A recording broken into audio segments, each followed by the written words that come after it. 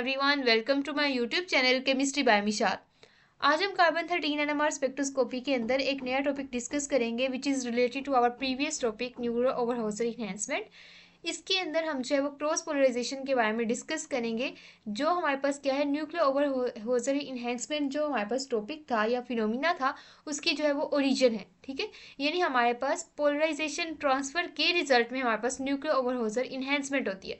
तो आज हम डिस्कस करेंगे कि किस तरह हमारे पास पिन स्टेट्स के अंदर डिफरेंस आता है, या हमारे पास जो पॉपुलेशन है वो किस तरह उन दो जो स्टेजेस हैं, या हम कह सकते हैं कि हमारे पास एक एक्साइटेड स्टेट है या ग्राउंड स्टेट है, उसके अंदर पॉपुलेशन का कैसे डिफरेंस आता है, जिसकी वजह से हमारे पास कार्बन 13 एनएमआर स्पेक्ट्रोस्कोपी के अंदर जो कार्बन 13 का जो सिग्नल है वो इन्हेंस हो जाता है। तो आज हम जो क्रॉस पोलराइजेशन का इफेक्ट है उसको डिटेल के साथ स्टडी करेंगे। अब फर्स्ट ऑफ ऑल हमने जो पीछे पढ़ा था, टॉपिक पढ़ा था, जिसके अंदर मैंने आपको बताया कि कार्बन 13 एनएमआर स्पेक्ट्रोस्कोपी के अंदर जो कार्बन 13 है उसका जो सिग्नल होता है वो बहुत ज़्यादा वीक होता है। और उसकी अगर हम कपल्ड स्पेक्ट्रा वगैरह लें, उसकी रीज़न हमारे पास क्या थी कि कार्बन 13 एक तो इसकी गायरोमैग्नेटिक रेशियो जो है वो बहुत ही कम होती है। ठीक है, यानी हमारे पास अगर हम प्रोटॉन, ठीक है, प्रोटॉन और कार्बन को जो है वो कंपेयर करें, तो अगर प्रोटॉन की गायरोमैग्नेटिक रेशियो जिसको हम ये कह रहे हैं, ठीक है, अब ये हमारे पास जो है जो कार्बन 13 की गायरोमैग्नेटिक रेशियो है वो हमारे पास क्या होती है, इसका 1/4 पार्ट होती है। ठीक है, यानी 1/4 होती है प्रोटॉन के गायरोमैग्नेटिक रेशियो से। यानी अगर इसकी 1 है तो इसकी जो है वो 1/4 होगी। ठीक है, अब मैं सिर्फ अज्यूम कर रही हूँ कि ये इसकी 1 है, एक्चुअली 1 नहीं होती, ये हमने पहले डिस्कस कर लिया है कि इसकी कितनी वैल्यू होती है।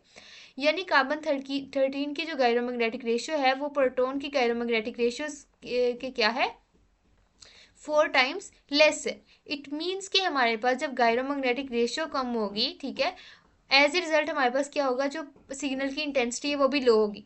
वो क्यों होगी, क्योंकि हमारे पास जो सेंसिटिविटी होती है सिग्नल की वो डिपेंड करती है गायरोमैग्नेटिक रेशियो के क्यूब के। ठीक है, इस डायरेक्टली प्रोपोर्शनल है। लेट्स सपोज कि हमारे पास प्रोटॉन की जो है वो जो थी सेंसिटिविटी थी वो हमारे पास उसके ये क्यूब था गायरोमैग्नेटिक रेशियो का, लेकिन हमारे पास प्रोटॉन के 1/4 पार्ट होता है कार्बन 13, यानी हमारे पास 1/4 का जो है वो 3 टाइम्स हो जाएगा। इट मीन्स कि हमारे पास 1/64 होगा कार्बन 13 का जो है वो सिग्नल, उसकी सेंसिटिविटी, यानी हमारे पास 64 टाइम्स लेस सिग्नल जो है वो कह सकते हैं कि उसकी सेंसिटिविटी कम होगी as compared to proton. As a result हमारे पास क्या होगा, कार्बन 13 का जो सिग्नल है वो वीक होगा। उसके साथ साथ कार्बन 13 की जो दूसरी रीज़न थी वीक होने की वो हमने बताई थी कि इस केस कार्बन 13 के केस में इसकी जो नेचुरल अबंडेंस है वो बहुत ही थोड़ी होती है, जो कि हमारे पास 1.08 होती है, और कार्बन 12 हमारे पास जो है वो अबंडेंट होता है। लेकिन हमारे पास कार्बन 13 जो है वो मैग्नेटिकली एक्टिव होता है।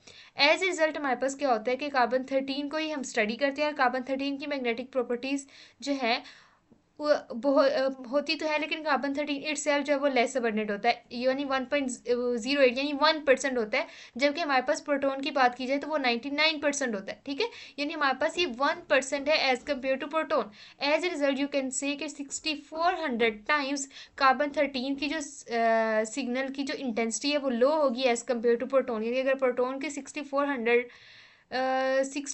यूनिट्स है तो आपकी जो कार्बन है उसकी 1 यूनिट होगी। ठीक है, तो इतना जो है वो कम होती है कार्बन 13 की, ये हमारे पास सिंपली होता है। लेकिन अगर हम ये देखें कि हमने प्रोटॉन डी कपलिंग की है, यानी हमने एक एटम को, यानी प्रोटॉन को जो, ये भी हमने कॉन्सेप्ट पहले पढ़ा हुआ, मैं पहले रिवाइज कर रही हूँ ताकि आपको क्रॉस पोलराइजेशन की अच्छे तरीके से समझ आ सके। अब उसमें हम क्या करते हैं, एक एटम को जो है वो इरेडिएट करते हैं, उसको सेचुरेट कर देते हैं, और दूसरी तरफ हम दूसरे एटम को जो है वो ऑब्जर्व करते हैं। कार्बन 13 एनएमआर स्पेक्ट्रोस्कोपी के अंदर, क्योंकि प्रोटॉन भी आपका होता है मैग्नेटिकली एक्टिव, तो कार्बन 13 और प्रोटॉन कर जाते हैं कपलिंग। अब इस कपलिंग को रोकने के लिए वो क्या करते हैं कि प्रोटॉन को इरेडिएट करवाते हैं और कार्बन 13 को ऑब्जर्व करते हैं। जैसे ही वो प्रोटॉन को इरेडिएट करवाते हैं, प्रोटॉन हो जाता है सेचुरेटेड। अब सिग्नल हमारे पास जस्ट एंड जस्ट कार्बन 13 का आता है, और वो कार्बन 13 का जो सिग्नल है वो इन्हेंस हो जाता है, और इसको हम कहते हैं कि न्यूक्लियर ओवरहॉजर इन्हेंसमेंट हो गया। ठीक है, अब इस इन्हेंसमेंट में जो ये चीज़ हुई, ये किसी ना किसी पोलराइजेशन ट्रांसफर के थ्रू हुई। ठीक है, जिसको हम कहते हैं क्रॉस पोलराइजेशन। अच्छा, क्रॉस पोलराइजेशन हमारे पास क्या हो गया, transfer of polarization from proton to carbon 13, यानी प्रोटॉन से कार्बन 13 की तरफ किसी पोलराइजेशन ट्रांसफर का ट्रांसफ़र हुई है, एज रिजल्ट हमारे पास क्या हुआ है, कार्बन 13 की जो ग्राउंड स्टेट है, ठीक है, कार्बन 13 के ग्राउंड स्टेट, वहाँ पे उसकी जो पॉपुलेशन है वो इन्हेंस हो गया, यानी energy population difference excited state और ग्राउंड स्टेट के दरमियान इंक्रीज कर गया। एज ए रिजल्ट हमारे पास कार्बन 13 का जो सिग्नल है उसकी इंटेंसिटी इंक्रीज कर गया। अभी मैं आपको बताती हूँ कि ये पोलराइजेशन ट्रांसफर ये हम डायग्राम के थ्रू पढ़ेंगे, ठीक है, देखेंगे। लेकिन फिलहाल अगर क्रॉस पोलराइजेशन के फिनोमिना को सिंपल वर्ड्स में बताया तो हमारे पास प्रोटॉन से कार्बन 13 की तरफ ट्रांसफर होता है पोलराइजेशन का। एज ए रिजल्ट कार्बन 13 के सिग्नल की इन्हेंसमेंट हो जाती है इंटेंसिटी में, और एज ए रिजल्ट ये जो इन्हेंसमेंट जो होती है ये हमारे पास न्यूक्लियर ओवरहाउसर इन्हेंसमेंट कहलाती है, ठीक है। और ये हमारे पास प्रोसेस है वो एक रिलैक्सेशन मैकेनिज्म के ऊपर बेस करता है। अब इस प्रोसेस को समझने के लिए क्रॉस पोलराइजेशन के हम एक स्पिन एनर्जी लेवल डायग्राम देखते हैं जो कि एक AX सिस्टम की है। AX सिस्टम मीन्स कि हेटेरोएटम कपलिंग वाला सिस्टम है, यानी दो एटम्स सिमिलर नहीं है, डिफरेंट है। अब हम ना ये सिचुएशन कंसीडर करते हुए हम ये नहीं देखेंगे कि कार्बन 13 और प्रोटॉन की कपलिंग कहाँ हो रही है। हम जो है वो इसको सिंपल जो है इसे समझने की कोशिश करते हैं कि हमारे पास किस तरह ये पॉपुलेशन है और ये सब कुछ। अब हमारे पास क्या है, 4 सेपरेट एनर्जी लेवल है। एक हमारे पास है N1, दूसरा N2, N3 एंड N4। अब हर ये जो एनर्जी लेवल है ये 4 क्यों है हमने बनाया हुआ है, क्योंकि हमारे पास ये जो है वो डिफरेंट लेवल्स इस वजह से बनाया हुआ है कि एक हमारे पास ये तो होगा ग्राउंड स्टेट जिसके अंदर आपका कार्बन 13 और प्रोटॉन दोनों हमारे पास क्या है, जो एनर्जी जिस तरफ डायरेक्शन है वही इनकी डायरेक्शन है, ठीक है। और दो जो है वो अगेंस्ट है, यानी दो हमारे पास क्या है, हाई एनर्जी पे है और दोनों हमारे पास है लो एनर्जी पे। लेकिन इनके मिडवे भी तो एक सिचुएशन होगी जिसमें एक में कार्बन 13 अलोंग द हमारे पास एक्साइटेड स्टेट पे होगा और एक में हमारे पास प्रोटॉन एक्साइटेड स्टेट पे होगा, ठीक है। यानी 1 बाय 1 करके हमारे पास यहाँ पे ट्रांजिशन एक्चुअली हो रही होती है, यानी सिंगल क्वांटम ट्रांजिशन होती है, क्योंकि एक टाइम पे जब वो एक ही ट्रांजिट कर रहा होता है, जैसे कार्बन 13 है वो एक टाइम पे ही ये जो है हमारे पास जो है वो जाएगा जब इसको N2 और N1 के दरमियान वाले जो है वो एनर्जी मिलेगी, जो जितना इनका एनर्जी डिफरेंस है। तो ये जो हमारे पास कार्बन है 13 वो हमारे पास क्या होगा, एक्साइटेड स्टेट पे चला जाएगा। लेकिन प्रोटॉन जो है वो क्या है, ग्राउंड स्टेट पे ही है। यानी 4 टाइप्स के वो जो है वो एनर्जी लेवल जो बन सकते हैं। एक वो जिसमें दोनों जो है वो हमारे पास क्या ग्राउंड स्टेट पे, ठीक है, यानी उनकी जो डायरेक्शन है स्पिन की वो हमारे पास बाहर का जो एनर्जी हमारे पास मैग्नेटिक फील्ड के जो स्पिन है उसके बिल्कुल अलोंग है। दूसरा हमारे पास ये है कि दोनों जो है वो अगेंस्ट द फील्ड हो, ठीक है, अगेंस्ट द फील्ड हो जाएंगे तो दोनों हमारे पास क्या होंगे, एक्साइटेड स्टेट पे होंगे, ओके। और एक केस ये हो सकता है कि दोनों में से एक जो है वो अलोंग द मैग्नेटिक फील्ड हो, यानी हमारे पास अलोंग द फील्ड हो, और दूसरा जो है अगेंस्ट द फील्ड हो। अब एक दफ़ा वो कार्बन 13 भी अगेंस्ट द फील्ड जा सकता है और एक में हमारे पास प्रोटॉन भी अगेंस्ट द फील्ड जा सकता है। ये टोटल 4 सिचुएशन बन रही है। अब इन जो 4 एनर्जी लेवल्स हैं इनमें अगर आप देखें तो सबसे कम एनर्जी किसकी होगी, जिसमें दोनों क्या होंगे, अलोंग द मैग्नेटिक फील्ड, यानी हमारे पास उनकी जो स्पिन जो है हम कहते हैं डायरेक्शन है वो बिल्कुल अलोंग है हमारे पास एक्सटर्नल एनर्जी के। As a result you can say कि ये हमारे पास जिसमें दोनों हैं along the magnetic field it is our ground state. लेकिन जब दोनों अगेंस्ट द फील्ड होंगे वो हमारे पे होगी जो सबसे ज़्यादा हाई पे होगी एक्साइटेड स्टेट, ठीक है। और दो हमारे पास मिडवे है, ये हमने देख लिया। अब हमने क्या देखना है कि किस तरह हमारे पास प्रोटॉन की रेडिएशन करवाने से पॉपुलेशन डिफरेंस जब क्रिएट होता है, ठीक है। पहले हम नॉर्मल देख लेते हैं, जैसे हमारे पास ये नॉर्मल है, ठीक है। इसमें हमारे पास क्या है, जैसे कि आप जानते हैं कि हमारे पास N4 जो है, अगर आप सिंपल ये देखें कि इसके ऊपर क्या पॉपुलेशन होगी या कितने हमारे पास इक्विलिब्रियम पोजीशन पे इस पर पॉपुलेशन कितनी होगी, सबसे ज़्यादा पॉपुलेशन हमारे पास ये चांसेस है कि N1 में हो, ठीक है। और N4 में जो है वो कम होगी, क्यों होगी, पहले तो हम ये कंसिडर करते हैं कि सब में बी भी है, एक पॉपुलेशन मैंने सेट कर दी बी सब में है, ठीक है। वो हमने क्यों सेट की, क्योंकि ये हमारे पास N3 और N4 को अगर आप देखें तो N3 और N4 का एनर्जी लेवल ऑलमोस्ट सेम है। इट मीन्स कि N3 में जितनी पॉपुलेशन है उतनी N4 में, तो हमने कह दिया इसमें भी बी है इसमें भी बी है, ठीक है, ठीक है, बी पॉपुलेशन दोनों में। लेकिन N4 में क्या होगी, बी से कम होगी, क्योंकि ये ज़्यादा एक्साइटेड से ज़्यादा बड़े एनर्जी लेवल पे। As result you can say कि N4 पे होगी बी माइनस, ये हमने एक डेल्टा लगा दी, डेल्टा एक छोटी सी हमने टर्म डिनोट की है जिसका बताने का हमने ये मकसद है कि ये डोनेट करने का हमारे पास ये मकसद है कि हमारे पास बिल्कुल थोड़ा सा डिफरेंस है फ्रॉम बी, यानी हमारे पास डेल्टा छोटा सा हमने लगा दिया, ठीक है। यानी हमारे पास N4 में बी से कम है पॉपुलेशन, लेकिन N1 में क्या होगी, बी से ज़्यादा होगी, क्योंकि ये ग्राउंड स्टेट में, ठीक है। अगर आप ट्रांजिशन करवाना चाहते हो फ्रॉम ये हमने क्या करा, जो कार्बन 13 की ट्रांजिशन है ये वाली और ये वाली को कंसीडर करते हैं, ठीक है। यानी हमने क्या किया, हम करना चाहते हैं N3 से N4 में ट्रांसफर करवाना चाहते हैं, यानी यहाँ हम ये देखना चाहते हैं कि N3 और N4 के अंदर डिफरेंस कितना है, ठीक है। अगर N3 माइनस N4 देखो तो दोनों के पॉपुलेशन के अंदर जो डिफरेंस है वो हमारे पास है डेल्टा का। इसी तरह N1 और N2 के दरमियान कितना डिफरेंस है, डेल्टा का। ये हमारे पास इक्विलिब्रियम पोजीशन के ऊपर कार्बन 13 एनर्जी लेवल के दरमियान जो डिफरेंस है वो है, यानी हमारे पास डेल्टा के करस्पॉन्डिंग आप एनर्जी प्रोवाइड करोगे तो तभी हमारे पास क्या होगा, इसमें ट्रांजिशन होगी। लेकिन अगर आप ये देखो, आपने ब्रॉडबैंड डीकपलिंग कर दिया। ब्रॉडबैंड डीकपलिंग में आप क्या करते हो कि प्रोटॉन को आप क्या करते हो, इरेडिएट करते हो, और कार्बन 13 को आप क्या करते हो, ऑब्जर्व करते हो। अब इस केस में हमारे पास क्या होगा, जब हम ये देखेंगे, अगर इसको मैं थोड़ा ऊपर ले जाती हूँ, इस केस में हमारे पास क्या होगा, आपने क्या किया, लेट्स सपोज आपने जो है वो प्रोटॉन को किया, इसको मैं यहाँ व्हाइट कलर एक चूज़ कर लेती हूँ ताकि रिमूव करने में आसानी हो। आपने क्या किया, आपने प्रोटॉन को इरेडिएट किया। प्रोटॉन को इरेडिएट करने की वजह से आपका क्या हुआ कि ये हमारे पास था प्रोटॉन, ठीक है। आपने क्या किया, प्रोटॉन को इरेडिएट करवाया, इनवर्ट सेंस के आपने जो है वो प्रोटॉन को प्रोवाइड करी कि जितनी है इधर N1 और N3 के दरमियान डिफरेंस था ना, उतनी आपने एनर्जी प्रोवाइड कर दी। एज ए रिजल्ट क्या होगा, कुछ पॉपुलेशन का पार्ट N1 में हमारे पास कितनी थी पहले, B प्लस डेल्टा, तो इस पॉपुलेशन में से कुछ पार्ट N1 का कहाँ ट्रांसफर हो जाएगा, N3 में, ठीक है। यानी हमारे पास क्या होगा, N1 में से कुछ पार्ट N3 में चला जाएगा। और आपको पता है कि मैंने आपको बताया था कि जब हमारे पास प्रोटॉन को आप इरेडिएट करवाओगे तो क्या होगा, अब प्रोटॉन जो अपनी एक्साइटेड स्टेट पे जाएगा, जैसे वो एक्साइटेड स्टेट पे जाएगा तो क्या होगा, एक्साइटेड से नीचे और नीचे से ऊपर, लाइक एक्साइटेड से ग्राउंड, ग्राउंड से एक्साइटेड, और एक ऐसा लेवल आ जाएगा कि दोनों के जो पॉपुलेशन डिफरेंस है वो जीरो हो जाएगा। यानी हमारे पास प्रोटॉन जो है वो सेचुरेट हो जाएगा, यानी प्रोटॉन की सेचुरेशन होती है एक्चुअली ब्रॉडबैंड डीकपलिंग में।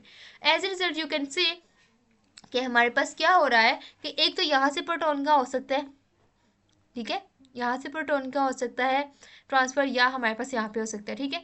अब N1 और N3, इसमें हमारे पास क्या होगा, N1 जो हमारे पास था B plus delta normal case में, वो क्या हो जाएगा, B+1/2 डेल्टा, यानी हाफ डेल्टा वाली जो वो है वो कहाँ चली जाएगी, 3 में चली जाएगी। यानी 3 पहले सिंपल B था तो वो क्या हो जाएगा, +1/2 डेल्टा, ठीक है। दूसरी तरफ आपके जो N2 और N4 है, यहाँ पे N2 से कुछ अमाउंट जो है वो जाएगी कहाँ, किसकी तरफ, N4 की तरफ। तो पहले N2 क्या था, अगर आप N2 पहले देखो, N2 पहले क्या था, B, तो N2 में से कितनी अमाउंट जाएगी, तो सेचुरेशन होगी अगर -1/2 डेल्टा जाएगा N4 की तरफ, ठीक है। N4 पहले क्या था, अगर आप N4 को देखो तो वो हमारे पास था B माइनस डेल्टा, तो अब ये क्या रह गया, B-1/2 डेल्टा, ठीक है। यानी अगर मैं इसको देखूँ, जैसे पहले हमारे पास N4 क्या था, B माइनस डेल्टा, अब N4 में और अमाउंट आ गया 1/2 डेल्टा आ गया, ठीक है, ताकि हर तरफ जो प्रोटॉन के एनर्जी लेवल के ऊपर जो पॉपुलेशन है वो इक्वल हो जाए। तो जब आप इसको सोल्व करोगे तो ये हमारे पास आ जाती है B-1/2 डेल्टा, ठीक है। तो यही हमारे पास N4 की फाइनल पॉपुलेशन हो जाती है, अगर हम सिंपल ये कंसिडर करें कि ब्रॉडबैंड डीकपलिंग हो गया, ठीक है। अभी हमने रिलैक्सेशन का फिनोमिना नहीं देखा, जो कि एक्चुअली रूट होती है जिसकी वजह से हमारे पास न्यूक्लियर ओवरहोजर इनहेंसमेंट होती है, ठीक है। अब हमारे पास हर जगह जो एनर्जी लेवल है B+1/2 delta, B-1/2 delta, B+1/2 delta, B-1/2 delta, यानी हमारे पास जो है वो कुछ यूं हमारे पास पॉपुलेशन आती हैं। अब दोबारा हमने क्या किया, कार्बन 13 को मतलब एक को हमने रेडिएट करवा दिया, अब दूसरे को हमने ऑब्जर्व करना मीन कि उनकी हमने ग्राउंड स्टेट से एक्साइटेड स्टेट पे लेके जाना है। अब ग्राउंड स्टेट से एक्साइटेड स्टेट पे लेके जाने के लिए हमने N3 और N4 को देखा। N3 से N4 का जो एनर्जी लेवल को जब हमने देखा तो एनर्जी डिफरेंस, यानी हमने जो भी N3 से N4 को ट्रांसफर करना है तो हमने N3 माइनस N4 के यानी पॉपुलेशन डिफरेंस हमने देखना चाहते हैं, ठीक है। अब पॉपुलेशन डिफरेंस देखा, वो भी हमारे पास क्या था, डेल्टा ही था, और नीचे N1 और N2 का भी क्या हो गया, डेल्टा हो गया, क्योंकि B+1/2 delta minus B+1/2 delta is equal to delta. It means के पॉपुलेशन डिफरेंस के अंदर कोई चेंजिंग नहीं आई। इट मीन्स के कार्बन 13 में वही होगा जो सिंपल इक्विलिब्रियम स्टेट में हो रहा था, जिसमें हमने पहले क्या किया, इरेडिएट करवाया और दूसरे को ऑब्जर्व किया। जब दूसरे को ऑब्जर्व किया तो डेल्टा डेल्टा ही पॉपुलेशन डिफरेंस था। अब हमारे पास इन्हेंसमेंट तो तब हो ना जब नॉर्मल यानी इक्विलिब्रियम से ज़्यादा क्या हो जाए, पॉपुलेशन डिफरेंस हो जाए। जब पॉपुलेशन डिफरेंस ज़्यादा होता है, ग्राउंड स्टेट पे ज़्यादा चले जाते हैं तो ऑक्साइड पे जाने के भी चांसेस ज़्यादा हो जाते हैं। अब हम कंसीडर करते हैं एक और फिनोमिना जो कि हमारे पास होती है रिलैक्सेशन, जो कि एक्चुअली होती है, हमें वैसे देखने में लग रहा होता है कि बस इतना फिनोमिना हो रहा है, ठीक है, लेकिन एक्चुअली हमारे पास एक और फिनोमिना होता है जो कि हमारे पास होता है रिलैक्सेशन का। इस रिलैक्सेशन प्रोसेस के थ्रू क्या होता है कि रिलैक्सेशन प्रोसेस एक्चुअली क्या करता है, ये कोशिश करता है कि मैं ना ये करूँ कि अपने जो पॉपुलेशन थी ना, जो यहाँ पे डिस्टर्ब हुई है, ये नॉर्मल से डिस्टर्ब हुई है, ये थी हमारे पास नॉर्मल, ये हमारे पास क्या थी, नॉर्मल थी। मैं इसको जो है वो रेस कर देती हूँ, ये जो अपना, ठीक है, ये हमारे पास थी नॉर्मल, ये थी नॉर्मल। तो नॉर्मल से डिस्टर्ब होकर हमारे पास ब्रॉडबैंड डीकपलिंग से ये होगी। अब क्या चाहता है हमारा सिस्टम कि वो क्या करे, वो कुछ ना कुछ करे, रिलैक्सेशन का फिनोमिना करे, जिससे आपका N2 जो कि पहले क्या था, बी था, यानी N2 जो अब क्या हो गया था, बी माइनस 1/2 डेल्टा, यानी वो ये चाहता है कि बी जो माइनस हुआ है ना, इस 1/2 डेल्टा जो माइनस हुआ है और ये N3 में जो प्लस हुआ है, इसमें कुछ ऐसी चेंजिंग की जाए कि हमारे पास जो ऑलमोस्ट इक्वल टू बी हो जाए, यानी ये कोशिश करे कि ये नॉर्मल की तरफ जाए।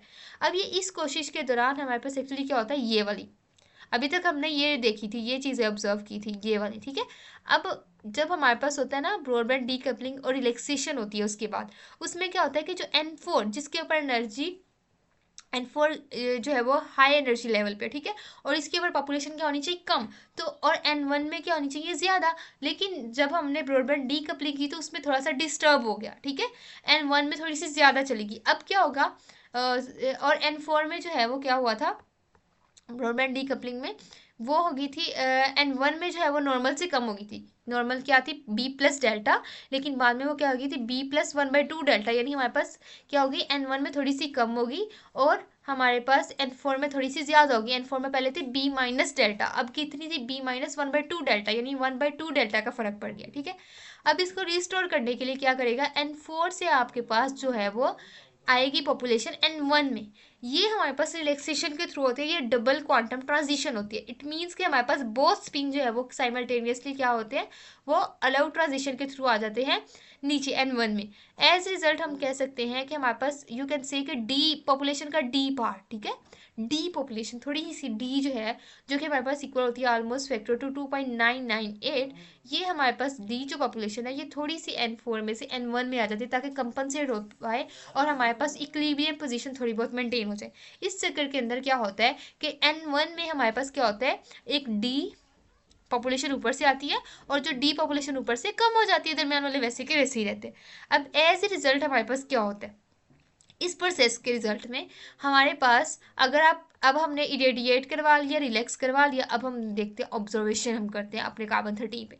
जैसे हमने कार्बन 13 पे ऑब्जर्वेशन की इन दोनों स्टेट्स पे, अब N3 पे हमारे पास जो है वो क्या था, बी प्लस 1/2 डेल्टा, और N4 पे हमारे पास क्या था, B minus 1/2 delta minus T, यानी हमारे पास N3 - 4 अगर हम करें, इसका पॉपुलेशन डिफरेंस निकाल लें तो आपके पास क्या आता है, डेल्टा प्लस टी। इसको आप अगर देखें 1/2 डेल्टा, ये प्लस 1/2 डेल्टा, ये दोनों 1/2 डेल्टा 1/2 डेल्टा प्लस हो जाएंगे, जबकि हमारे पास बी और बी जो है हमारे पास क्या हो जाएंगे, कट हो जाएंगे। एज ए रिजल्ट आपके पास डेल्टा प्लस डी आ गया, और दूसरी तरफ N1 माइनस N2, यानी ये भी डेल्टा प्लस डी आ गया, यानी यू कैन से कि N3 में डेल्टा प्लस डी है, यानी डेल्टा प्लस डी टाइम ज़्यादा पॉपुलेशन है एज कम्पेयर टू N4।